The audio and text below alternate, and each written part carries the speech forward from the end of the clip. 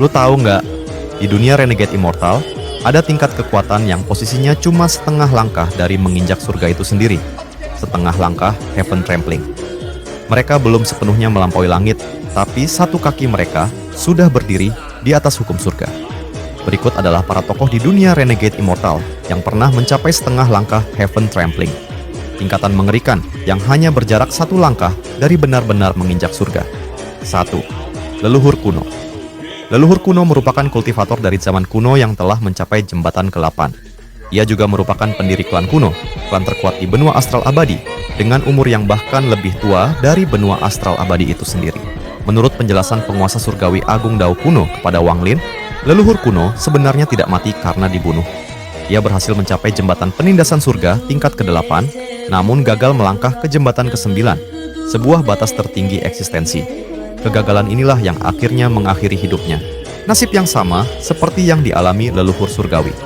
Ketika Wang Lin kemudian memperoleh warisan langsung leluhur kuno berupa setetes darah, ia melihat potongan asal-usul makhluk tersebut. Meski awalnya kebingungan, Wang Lin dapat memastikan satu hal. Makhluk yang mewariskan darah ini jauh lebih tua dari benua astral abadi. 2. Leluhur surgawi. Leluhur surgawi merupakan kultivator dari zaman kuno. Nama aslinya adalah Lian Yunjue, dan dia adalah leluhur dari seluruh klan surgawi di benua astral abadi. Seperti leluhur kuno, dia telah melewati jembatan ke-8 penaklukan surga, tetapi tidak dapat melangkah lebih jauh, dan dia merupakan salah satu rival leluhur kuno. Kemudian, ketika Wang Lin berhadapan dengan Lian Daozhen dari klan surgawi, dia menemukan bahwa yang terakhir telah menyembunyikan kepala leluhur surgawi. Entah karena alasan apa, dia tidak terlalu menyukai apapun yang asing bagi benua astral abadi. Dia menyegel 72 entitas semacam itu selama hidupnya, dan bersama dengan leluhur kuno, dia menetapkan hukum benua astral abadi yang membunuh siapapun yang mencoba memasuki benua itu tanpa garis keturunan yang tepat, termasuk kultivator dunia gua. 3. Gudao adalah penguasa tertinggi klan kuno dan andalannya.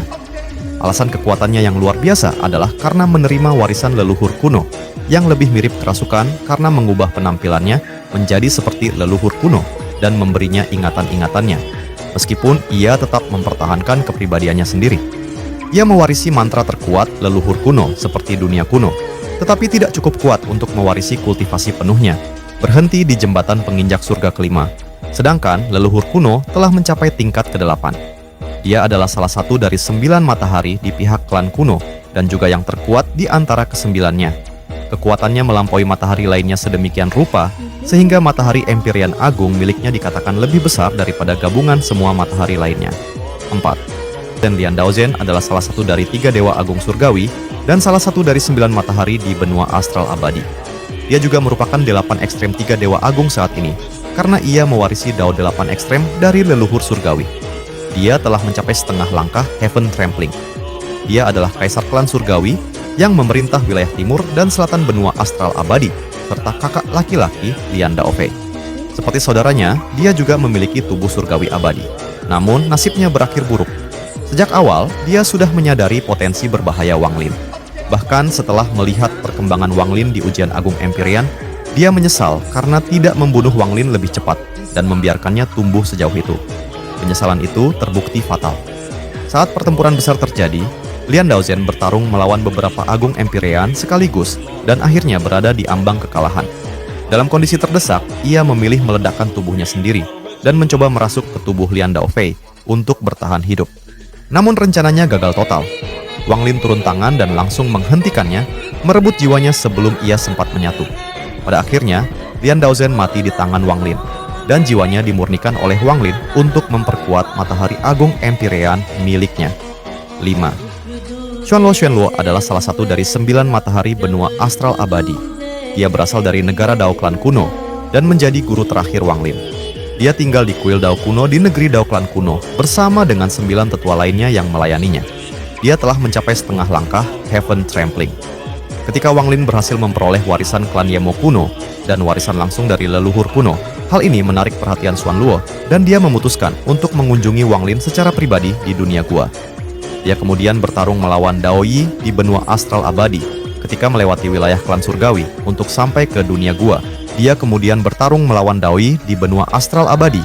Ketika melewati wilayah klan surgawi untuk sampai ke dunia gua, guna mencari Wang Lin. Ia menganugerahi banyak hadiah kepada Wang Lin ketika ia tiba di klan kuno. Beberapa di antaranya sangat meningkatkan pemahaman Wang Lin tentang esensi dirinya. Ia tidak senang dengan kecemburuan keponakannya, Ye Dao, tetapi mencoba mendamaikan keduanya. 6. Zhou Luojiu, yang lebih dikenal sebagai Grand Empyrean Judi, adalah salah satu Grand Empyrean tertua di benua astral abadi. Dia telah mencapai setengah langkah Heaven Trampling dan telah ada sejak zaman leluhur surgawi. Ia dikenal sangat selektif dalam merekrut Empyrean Exalt dan Ascendant Empyrean. Saat ini, ia setara dengan Lian Daozhen sebagai Grand Empyrean, terkuat di pihak klan surgawi setelah jiwa Gemini terbelah. Ketika Dao Yi dan Wu Feng menawarkan syarat perekrutan kepada Wang Lin, ia datang kemudian dan menyatakan bahwa jika Wang Lin memilihnya, ia akan menjamin masuknya Wang Lin ke alam dewa abadi dan bertindak sebagai pelindung Dao-nya. Ia merasa tidak senang ketika Gemini muncul dan Wang Lin memilih Gemini. Ketika Wang Lin disergap oleh guru kekaisaran klan surgawi, dia menyelamatkan Haizi dari klon pembantai Wang Lin. 7. Song Tian adalah kaisar agung negara Shi dan anggota 9 matahari di pihak klan kuno. Dia telah mencapai setengah langkah Heaven Trampling. Dia mengklaim telah menjadi Grand Empyrean dan menyelesaikan Dao-nya di gunung asal. Kekuatannya setara dengan satu jari leluhur kuno.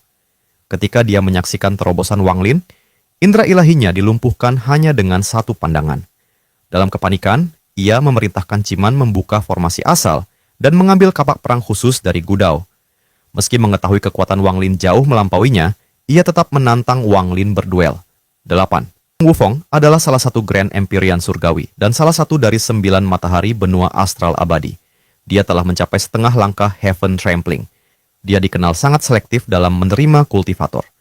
Ia datang secara pribadi merekrut Wang Lin di ujian Agung Empyrean dan kemudian mendukung Wang Lin ketika Lian Daozhen menentangnya. 9. Gemini adalah salah satu dari 9 matahari benua astral abadi dan anggota klan surgawi. Dia adalah pendiri sekte Matahari Ungu dan telah mencapai setengah langkah Heaven Trampling. Dia sangat membantu Wang Lin tanpa motif tersembunyi, dan karena karma inilah Wang Lin akhirnya memilihnya. 10. Empyrean Agung tak bernama dia adalah salah satu dari 9 matahari benua astral abadi dan telah mencapai setengah langkah Heaven Trampling.